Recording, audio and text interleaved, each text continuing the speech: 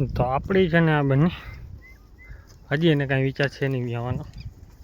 હજી કે 2-3 દિવસ લઈ જાય, પણ હવે કાલનો દિવસ ફાઇનલ છે લગભગ. અને અત્યારે બેહું બધી આપણે અહીંયા નદીમાં રખાય છે. જવું તો ભૂકાવાળા ખેતરમાં, પણ નથી જ લઈ જાવી, કેમ કે વરસાદનું વાતાવરણ થઈ ગયું છે ને વાદળ ચડી ગયા છે. હવાનો તડકો જરાય નીકળ્યો નથી ને ભૂંડા નીકળ્યા ઢગલાને મોઢે. તો બધા ઘેરો જાય છે, એમાં ઉતરશે તો અહીંયાથી જ, કેમ કે આગળ ક્યાંય નીકળે એવું છે નહીં. જો અહીંયા ફસાણા તો નીકળશે નહીં. બધા જોવે હું આવી ગયો. અને એને પડખે જવાની હિંમત કરાય નહીં, કેમ કે નાના બચ્ચાવાળી છે અને એ તો તોફાની ફૂલ થાય. એટલે આપણે એ બાજુ જવાનું છે નહીં વિચાર કાંઈ, કેમ કે બે હું જઈએ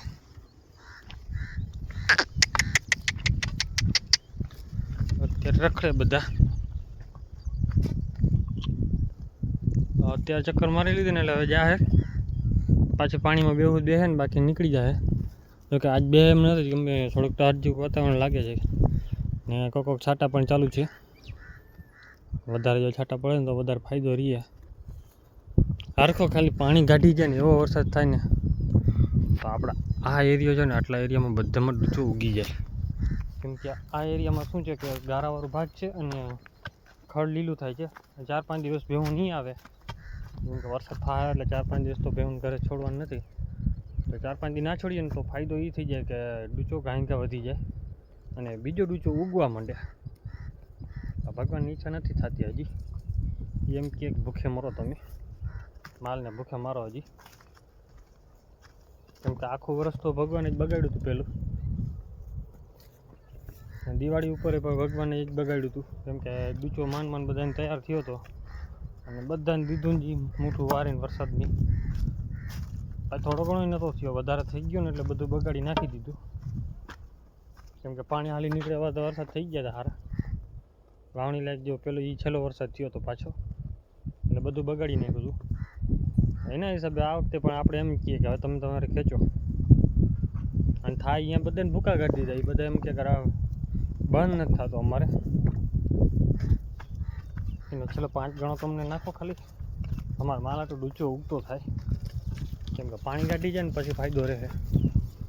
ને આમાં શું છે ખડ બધા કાપરી જગ્યા છે એટલે બધામાં ખડ ઘાંઘા થાય. ઓલી બાજુ ભાગમાં છે ને એટલે જમીન જ શું છે કઠોળ જમીન છે એટલે થાય નહીં. પાણી હાલી નીકળે એવું થાય ને તો ઉપડી જાય બીજો. બેહુને જો પાછી વહી અને આપણે બનીને બીજ વધારે બીકરી એમ બનીની છે અત્યારે, કેમ કે 3જા વર્ષે બની પાણીમાં આપણી વ્યાંઈ ગઈ હતી. વ્યાંઈ ગઈ ને પાછી કાંઠા ઉપર જઈને બેસી ગઈ, ઊભી છે ત્યાં. હું વાટ દો કંઈ વ્યાણી નહીં. નો વ્યાણી એને પહેલાં એક ફેરાવલી આપણે ભૂરીએ કર્યું હતું એવું, કેમ કે રેકોર્ડ તોડ્યા બે પાણીમાં વ્યાણીને. એની પહેલાં આપણે જોયેલું કે ભાઈ ભેં ચારણ હતા એ આપણે અહીંયા ભેહું વાંઢીઓ રાખ્યો હતો એની. ત્યારે આ બાજુ પાણી નહોતું, એમાં સામે રમતાનું પાણી ખાડો ભરાતો, તો એમાં ભેં વ્યાઈ ગઈ, ખબર નથી રહી એની. ભેં વ્યાઈ ગઈ, ભેં વહી ગઈ ઘરે પાછી.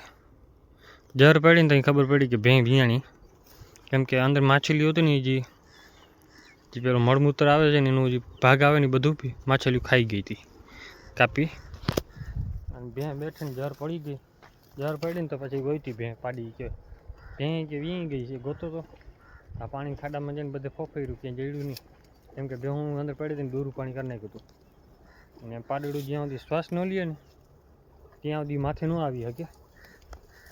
અને એક ફેરા માથે આવી ગયા ને ખાલી 5 મિનિટ થઈ જાય ને જમીનમાં, પછી 5 મિનિટ શ્વાસ લઈ લીધું ને એટલે કાયદેસર, એટલે પછી એ ગમે એવો પાણી પડી જાય ને એટલે એને કાંઈ ન થાય. કેમ કે આપણી એક માણકી હતી જો એને તો મને ગોઠણ પાણી થતું હતું, એને વધારે હતું. અહીંયા સામે ચરે, વચમાં ચરે છે ને એકલી. એ આપણી વિયાણી તરત જ પાણીમાંથી નીકળી હતી કલાકમાં જ. એને જ ઘણું પાણી થતું હતું. આપણે ભેગા હતા એવું કંઈ નહોતું, પણ તો શું છે શ્વાસ લઈ લઈએ ને બહાર એટલે પછી ગમે કરી શકે. હવે પાછી આંકી નાખી, પાછો ટર્ન માર્યો એટલે હવે જવા દેવાનું, આગળ રખડશે. અત્યારે છે ને આપણે અહીંયા બેઠા છીએ આરામથી. તો કૃષ્ણ આવી ગઈ બાજુમાં, તો મને ક્યાં ખાંજવાળ કર, ખાંજવાળ ના કરું તો મારવાનું કરે. બાકીની બેહો બધી જો સામે ચરે છે, અડધી રહી ગઈ છે ઊભી. આગળ ચક્કર મારીએ એવી પાછી ઊભી રહી ગયા. હવે ઘડીક વાર અહીંયા ઊભા રહ્યા ને તો શું છે કે ગરમી ઓછી થાય ને માલને, પાણી બાણી બેહીને પછી જાય. અત્યારે આપણે લાટકડી ઊભી છે બાજુમાં, ખાંજવાર ચાલુ રાખો, બાકી કાંઈ નહીં. આ ભાગમાં છે ને ઈતળા બહુ થાય, કેમ કે અહીંયા નીચે ને ઈતળાનો ત્રાસ બહુ હોય. જગ્યા ઓલી હોય ને હાવ એમાં છે ને ઈતળા થઈ બહુ પડે. અને આપણે આ ગાય ફરી ગઈ એની 1.5 મહિના લગભગ થઈ ગયો છે. તારીખ યાદ નથી, લગભગ 1.5-2 મહિના જેવું થઈ ગયું છે. એટલે એમાં એવું હતું કે આપણે બીજન કાકાનું કે કરતા હતા, આરસ કરતા હતા, કેમ કે ભાગી ગઈ ને તો મને એવું લાગ્યું કે ફૂટે ફરી ગયા હશે. ગરમીમાં આવી એટલે ફૂટે ફરી ગયા છે, પણ ફરી નથી. બીજદાન કરાવ્યું માની ગઈ છે, હવે આવી નથી રિપીટ થઈ. હવે 5 મહિના થાય ને ખબર પડે, તો એની પહેલાં આવશે તો પછી ફરી બીજદાન કરાવવું છે. હવે પછી ક્યાંય સારો ફૂટ હશે તો અહીંયા લઈ જાઓ, ટ્રાય કરશું જોયા. કેમ કે મજબૂત ન હોય ને, આપણે કંઈ ભેગું હાલવાવાળું હોય ને, એટલે જો બધી ભેહુંને આપણે એકને સંભાળવાવાળા છીએ. હવે આને તો ઘરે રાખાય નહીં ને, આ એકલી હાલે નહીં. હાલે તો એમાં ખોટ દઉં તો એમને હાઈલી આવે એવું કંઈ નથી, તો બે જ ક્યાં લાગે. કેમ કે આપણે જ્યાં પાટીએ 2 પાટી આવે એટલે ખૂટિયા લઈ જાવી તો 2 પાટીએ બદલાવવા પડે. આપણા રહી છે એ પાટીઓ આવશે ને, ત્યાં ખૂટિયા છે 8 થી 10 નાના વાછડા છે, જે હેરાન કરે દોડીને આવે એ છે. અને એ પછીના બીજા છે આગળના કોઈ પાટીયા, અહીંયા છે 20 થી 25 ખૂટિયા. એ બધા ખૂટિયા ભેગા થઈને હેરાન કરે, આપણે એકલાને તો હાલવા દઈએ નહીં. આપણે એક પાટી રખડે છે ને એ ફૂટ કાનમાં તો આવડો જ છે કૃષ્ણ જેવડો, પણ શિંગડામાં કુંડો થયો છે. હવે આવશે તો ટ્રાય કરાવશું. અને હાઇટમાં બહુ સારો બુલ્ડ છે, કેમ કે કોઈક નાખી ગયા છે. ચાકરીવાળો શું છે કે ઓખલી ચાકરી છે એટલે ગાયું કન્સીવ થઈ જાય કાયદેસર. કાંકરેજ નથી, વાંધો એ પડે. ગીર ખૂટિયામાં દેશી ખૂટિયા ઢગલો મોટો જડે, કાંકરેજ ન જડે. કચ્છમાં જાવ તો ઢગલો જડશે. કચ્છવાળા હોય તો કમેન્ટ કરજો કે તમારે કેવા ખૂટિયા રખડે. અમારે તો અહીંયા રખડે છે. હવે તો જો કે ધીરે ધીરે સાફ થઈ જાય, 2 થી 3 વર્ષની અંદર એને ઓછા થઈ જાય ખૂટ. એનું કારણ છે કે વનતારા આવી ગયું છે બાજુમાં, કેમ કે રિલાયન્સ બાજુમાં છે એટલે વનતારા છે જ.